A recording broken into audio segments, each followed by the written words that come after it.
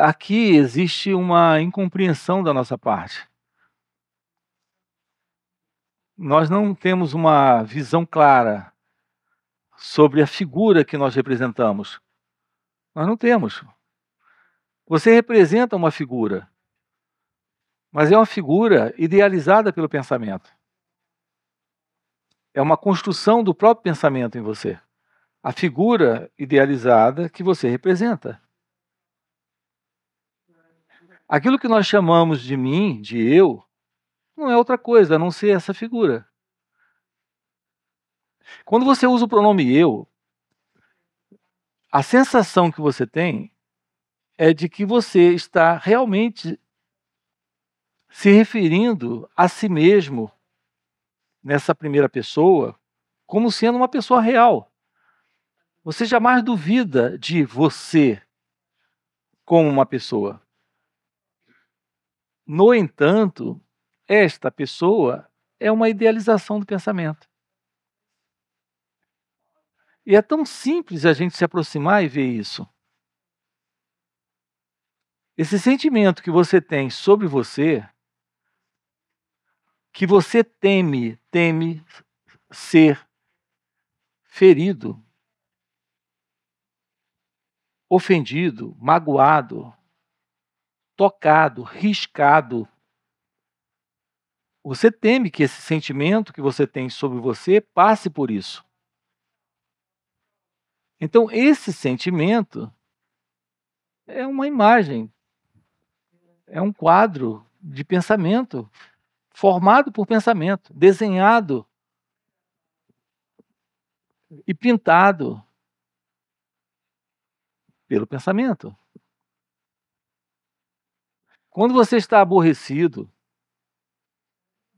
o elemento em você aborrecido é exatamente essa figura, essa imagem. Observe as causas, as razões, os porquês, por exemplo, do seu aborrecimento. Por que você fica aborrecido com alguém? Você fica aborrecido com alguém quando ele te contraria. Quem é o elemento em você contrariado? É a imagem que foi violada, foi tocada, foi riscada. Essa tristeza em você, essa preocupação em você, essa vinculação que você tem com pessoas, com situações, com objetos, é a vinculação dessa imagem. Essa é a pessoa que você acredita ser. Quando você vem e pergunta o que é esse elemento que você chama de observador, esse elemento que é o observador é aquele que, ao ver, ele se vê como aquele que assiste. Ao ver, ele é aquele que se vê como aquele que assiste. Como aquele que assiste, ele pode gostar do que está vendo ou não. Pode apreciar aquilo ou não. Então, se alguém lhe faz uma careta, uma cara feia, você é esse observador que tem algum parecer sobre o que sente quando alguém lhe olha assim. Então, quando você pergunta o que é esse observador é esse eu. E esse eu é a autoimagem, é a imagem que o pensamento tem construído sobre quem você é. Se você puder olhar sem esse observador, o meu modo de perceber o que elas representam para mim, isso faz toda a diferença. Esse mim é o observador. É bem importante a gente se aproximar de todos esses assuntos, é por demais importante nos aproximarmos deles, desses temas tratados aqui, com essa particular visão de desprendimento, sem se fixar a ideias assim, bem específicas, do tipo dogmática. A gente tem que se aproximar com essa liberdade de olhar, de observar, de investigar o que está sendo tratado aqui. E o que nós estamos dizendo para você é que nós precisamos na vida aprender a se aproximar do momento, e aqui o momento é a carinha do outro, sem qualquer observador aqui. Esse observador fica com o que é. Mas é interessante e é muito sutil isso, porque no momento em que internalizo um julgamento, ele é tão feio, pronto, já me perdi no observador. Ou ela é tão bonita, já me perdi no observador. Se há só o olhar, o constatar, você fica com os fatos. Os fatos são esses. Ontem eu toquei nisso aqui para você, com você. Quando você olha para um buquê de rosas, é inevitável estar diante do que é bonito. E quando você olha por um volume enorme de lixo, você olha para aquilo ali, aquela montanha de lixo, e você está diante de um fato. E o fato é que uma montanha de lixo não é uma coisa bonita de se ver. É uma coisa feia. Mas a ideia, quando você internaliza, que coisa horrível, pronto. Nesse momento, esse sentido do observador já se separou. E quando você se separa, você faz uma escolha entre o bonito e o feio. Nessa escolha, esse sentido do eu está presente. E se há essa escolha, você não está, por exemplo, em contato com a beleza, com a verdade. Você não vai fotografar uma montanha de lixo, mas vai fotografar um buquê de rosas. E você só vai fotografar com base nessa escolha porque não está vendo arte, beleza, verdade. Porque a verdade é o que é. Eu estou dando esse exemplo aqui para lhe dizer que a vida, ela é o que acontece. E nós vivemos nessas rejeições da vida, porque vivemos sem arte, sem beleza, sem graça, porque vivemos no eu, nesta autoimagem, nesse observador. Eu aqui estou dando uma resposta a essa pergunta. O que é esse observador? O que é o observador e a coisa observada? O observador é o elemento que se separa para rejeitar, para comparar, para criticar, para gostar, para não gostar, para dizer, isso é tão feio. É assim que nós temos levado nossas vidas. Agora vamos trazer isso para mais próximo de nós, no viver diário, tá? Na relação com pessoas. Elas são o que elas são. Elas não são feias, elas não são bonitas. Sim, o aspecto físico, a careta que elas fazem, em razão do estado em que elas se encontram, isso é assunto delas. Mas nós vivemos particularizando para esse mim, para esse eu, uma imagem que fazemos dele ou dela, que fazemos de nós mesmos. Quando isso é assumido, estamos assumindo uma vida egocêntrica, uma vida que nos separa das pessoas, porque elas são como elas são. Assim como a vida é o que ela é. E nós não conhecemos a liberdade de lidar com a vida como ela acontece, porque estamos lidando a partir desse observador. Então, o observador se vê separado da coisa observada. Mas esse observador é a própria coisa que ele está vendo. Não há separação. Quando você está triste com alguém, isso não diz respeito à pessoa que ela ali representa, e sim a pessoa que você a representa. Vou repetir isso de novo. É muito importante isso. Quando você está triste com alguém, isso não diz respeito a ela, isso diz respeito a você. Porque a tristeza está em você. ou a raiva está em você, ou o medo dela está em você, ou a preocupação com ela está em você. Não é com ela que você se preocupa, é com a sua autoimagem. Não é ela a razão, a causa do medo. O medo é algo presente em razão do modo como você a representa. É o modo como você representa a vida como ela acontece, que determina se a sua visão é a visão da realidade ou não. Isso por quê? Porque esse observador é aquilo que ele observa. Então não tem nada a ver com aquilo que está lá, tem tudo a ver com o que está aí. Será que na vida a gente pode descobrir a vida como ela é, sem esse elemento que se separa na ideia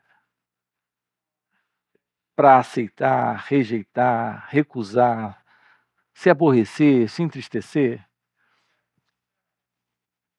Notem que isso tem tudo a ver com a existência de uma vida livre de sofrimento, de contradição, de conflito, de amores e desamores, de amizades e inimizades. Isso tem tudo a ver com a vida livre desse eu. Você me fez a pergunta se existe essa diferença entre o pensador e esse que é o observador. Veja, estamos falando de um único fenômeno. É a forma como esse sentido do eu atua. É apenas nesse sentido que eu uso termos diferentes para apontar para esse eu, para essa autoimagem. O pensador é o que lida com pensamentos, e o observador é aquele que lida com percepções visuais. Mas esse elemento, quando ele se separa, ele é o mesmo elemento que é o pensamento. Ao olhar para alguma coisa e não gostar, é a partir do pensamento esse não gostar. É o pensamento que vai, como elemento principal aí, dizer não quero isso, não gosto disso, ou eu gosto. A nossa ênfase aqui com você é investigar a natureza dessa pessoa, como você se vê, deste eu, desta autoimagem, desse observador. E dizer de uma forma bem clara, e talvez não tão clássica, mas bem realista, de que você é uma fraude, como uma pessoa, como alguém. Porque você não passa de um conjunto de opiniões, julgamentos, avaliações, gostar e não gostar da vida como ela acontece. Será que a gente pode realmente descobrir a vida livre desse que observa, livre desse que tem pensamentos sobre o outro? Esse que tem pensamentos sobre o outro é o que nós chamamos de pensador em nós. Não existe nenhum pensador, existem só pensamentos sobre o outro. Mas esses pensamentos sobre o outro criam uma ilusão, a ilusão de que nós sabemos quem o outro é, quem ele não é, o que ele representa para mim ou não. São pensamentos. Esse modelo de existência é um modelo psicológico do eu, do ego, desse ser alguém. O que é olhar sem o passado? É disso que precisamos. Olhar sem o passado. Quando você olha a partir do passado, você olha a partir daquele que sabe. Quando você olha sem o passado, você olha a partir daquele que não sabe. Eu diria que esse que não sabe, ele não existe. Então é um olhar livre do eu. Percebe a diferença? Olhar a partir do passado é a partir daquele que sabe. Então você sabe quem o outro é. Você só sabe quem o outro é porque você tem ideias sobre ele ou ela. E essas ideias de onde vêm? Das conclusões que você tirou dele ou dela. De momentos que viveu com ele ou ela e registrou. Isso é verdadeiro ou é falso? Na expressão, se mostra muito verdadeiro. A ideia de saber quem o outro é. Mas na realidade se mostra muito falso, muito ilusório. Porque você nunca sabe quem o outro é. O que você tem dele é o passado. A gente não conhece as pessoas, mas carrega a presunção de que a gente sabe quem elas são. A gente não se conhece, mas a gente tem a presunção de que a gente está no controle dos nossos pensamentos, dos nossos sentimentos, emoções, ações. Tudo isso é falso. É complicado isso? O que é um cérebro livre? Uma mente silenciosa, que não carrega mais o passado. O que é esse contato com ele ou ela sem essas vinculações de ideias? Será que eu posso lidar com ele ou ela olhando pela primeira vez? Gente, isso não é simples, mas é possível. Não é simples você olhar para o marido, que já convive com ele há 15 anos, e estar com ele pela primeira vez. Conseguem perceber a beleza? Se isso realmente for possível, carrega ou não uma beleza extraordinária? As pessoas saem para jantar fora. Ah, vamos jantar fora. Elas estão procurando isso. Vocês já pararam para tentar nisso? Por que o marido chama a mulher para jantar fora ou vice-versa? Ah, vamos sair. Porque está todo mundo em busca do novo. Porque é chato olhar para ele ou para ela. Por que é chato olhar para ele ou para ela? Porque você não está com ele ou ela. Você está com você mesmo. O observador é a coisa observada. Você está chateado. Não é com ele ou ela, é com você mesmo. Porque você a vê a partir do passado. Aí diz, vamos jantar fora, vamos sair, vamos passear, vamos para a praia. Está todo mundo na vida em busca do novo, mas não encontramos o novo. Você não pode encontrar o novo do lado de fora. Você tem que encontrar o novo quando se despe, quando se livra do velho dentro de você. E o velho é o modelo do pensamento. A única coisa que envelhece tudo é o pensamento. Aqui, na nossa vida, o que envelhece tudo é a presença do pensamento. O pensamento em você é uma coisa muito velha. Há 5.000 anos atrás, o pensamento já estava lá. Ele é anterior a você. Você está aqui.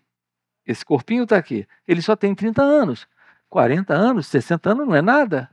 O que são 80 anos? Para 100.000 anos? 200.000 anos? Então, o seu corpinho é novo, mas o pensamento em nós, ele é velho.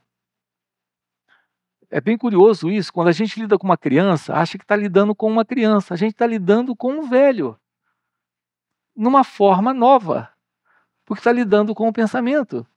O pensamento é algo velho. Ele tem todas as artimanhas, todos os traquejos, todas as habilidades, todas as traquinagens de um velho que se parece com uma criança. Eles estão jogando conosco. As crianças brincam conosco. São tão ladinas, tão mentirosas, tão manipuladoras, tão controladoras, tão possessivas, tão agressivas, tão violentas, tão ciumentas,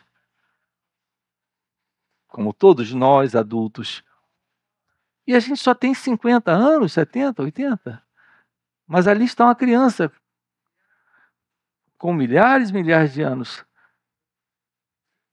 O pensamento está ali. O pensamento em nós é o elemento que envelhece tudo. E ele está aqui, ele é anterior a você, nesse corpo. É importante que a gente compreenda isso. E nós estamos vivendo nisso. O que diferencia um ser realizado daqueles que ainda se veem não realizados, veja, daqueles que ainda se veem não realizados, é porque eles se veem não realizados porque eles acreditam em pensamentos. No momento em que você parar de acreditar em pensamentos, você vai deixar que o velho desapareça. Ele não tem que continuar aí.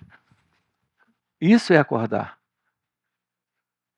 E quando se acorda, se percebe que a vida é o novo. Não adianta sair para jantar fora, não adianta sair para um passeio, se você carrega o pensamento com você. Aquele jantar, não vai acontecer nada ali. Aquelas velas acesas, aquele fogo das velas, não vai consumir o modelo do pensamento presente nesta relação. O que é que nós estamos fazendo juntos aqui? Nós estamos investigando o que é a vida livre do pensamento, ou seja, livre do passado, livre do velho, livre desta psicológica condição que é a condição do eu. Sim, eu falei isso de forma clara.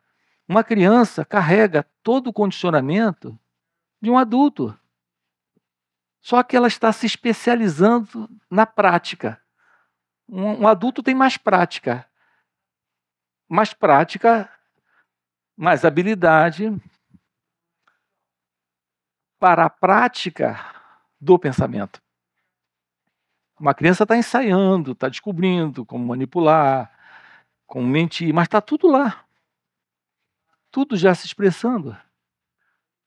Voltando ao nosso jantar romântico, essas velas acesas não irão apagar, não irão iluminar essa escuridão, que é a escuridão do pensamento. Não irão pôr fim a essa escuridão. Não irão consumir, no calor delas, no fogo delas, o pensamento.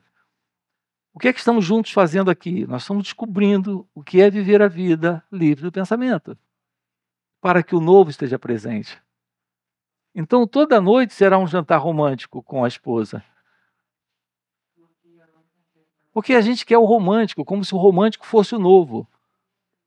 O romântico entra dentro de um padrão, se o pensamento estiver presente, ele se torna velho. Ele está cheio de acusações, de intenções escusas. Não tem verdade naquele jantar. É um jogo entre o ego. Um jantar romântico não traz o amor. O amor está presente quando o pensamento não está. E quando ele não está, todo jantar é a presença do amor. Precisamos do jantar? Não, a vida acontece em amor quando o pensamento não está.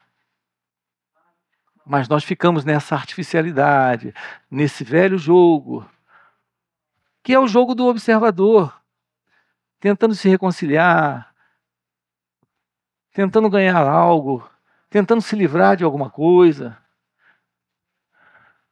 Uma aproximação da vida sem o pensamento é uma aproximação da vida como ela acontece. E ela é nova. Guardem isso. A vida é algo que está aqui acontecendo de uma forma nova. Quando sempre olhar para alguém, jamais deixe isso ser deletado de você. Você está diante de algo novo. Se está olhando a partir do pensamento, não vai ver isso. Então a gente precisa descobrir como olhar sem o passado.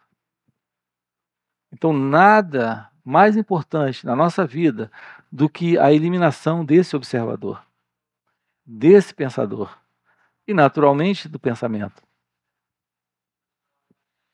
Então estamos diante de um encontro com a vida, de um encontro com o momento presente, de um encontro com a verdade. Você perguntou, o observador é o mesmo pensador? É o mesmo ego? Só muda o modo, no momento, como ele atua. Mas estamos falando da mesma ilusão que o pensamento provoca em você. A ilusão da continuidade de alguém nessa experiência, nesse contato com a vida nesse instante, nesse contato com a vida nesse momento presente. Eu sei que tudo isso soa de uma forma muito estranha, pelo menos para a maioria de nós, porque a nossa forma de aproximação da vida como ela acontece, ela é tão tradicional, ela vai sempre se baseando, se sustenta ou se baseia em como nossas experiências têm acontecido. Ou seja, como nossas experiências já aconteceram. A gente está sempre se baseando no passado para um contato com a vida que requer a presença de um olhar sempre novo. Então a gente não lida com a vida como ela acontece, a gente lida com a vida como ela deveria estar acontecendo. Percebam como é curioso isso. Quando você conversa com alguém, você conversa com tanto passado presente que você não se dá conta do novo que ele ou ela representa. Porque você a vê a partir do passado. E vice-versa. Mas a vida está ali nova. Está ali nova, está ali presente, está ali nesse instante. E não precisamos, de verdade, dessa artificialidade que criamos. Por exemplo, essa questão do ser simpático, ou do ser romântico, ou nada disso. Quando a verdade está presente um agir natural, um agir simples, um agir por natureza generoso, carinhoso, cuidadoso, atencioso, porque é da natureza do amor essa atenção, esse cuidado, esse apreço, esse carinho. Então, que espaço deve ter em nossas vidas essa artificialidade de uma vida centrada no pensamento, cheia de velhos truques para se obter coisas dele ou dela, criando formas de manipulações, como essas saídas ou essas busca de momentos especiais. Não existe nenhum momento que seja tão especial quanto esse. Esse é o momento desse encontro com o silêncio, com a verdade. Mas isso só é possível quando você, com esse modelo do eu, não está mais presente. Quando você, com esse modelo do observador, que vive fazendo escolhas, não está mais presente.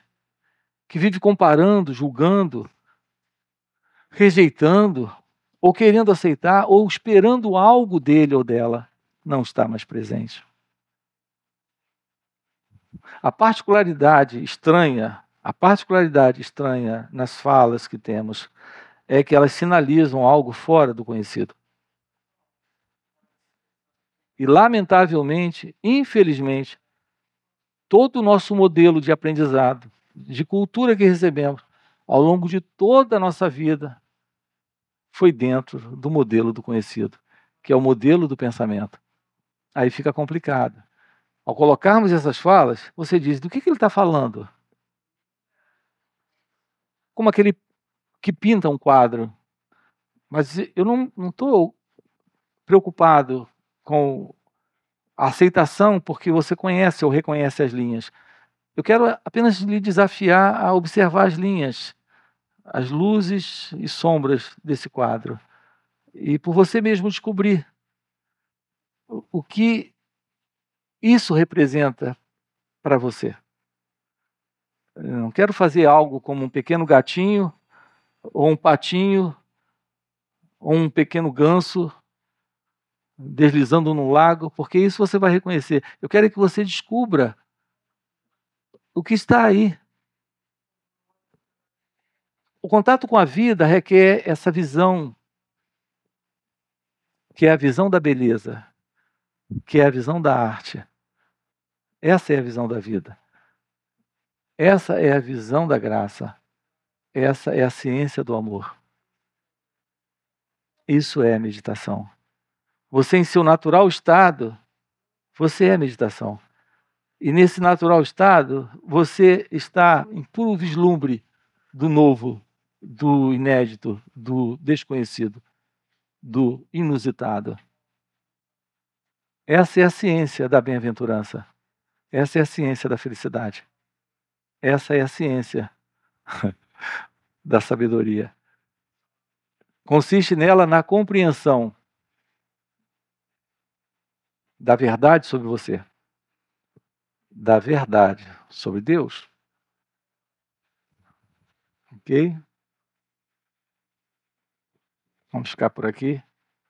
Nós temos muita certeza sobre quem nós somos. Essa é uma convicção intelectual, é uma convicção de emoção. Aqui com você, nós estamos checando isso. Um exame cuidadoso é algo que irá lhe mostrar que o que você tem sobre você é uma construção do pensamento. Essa é a nossa autoimagem.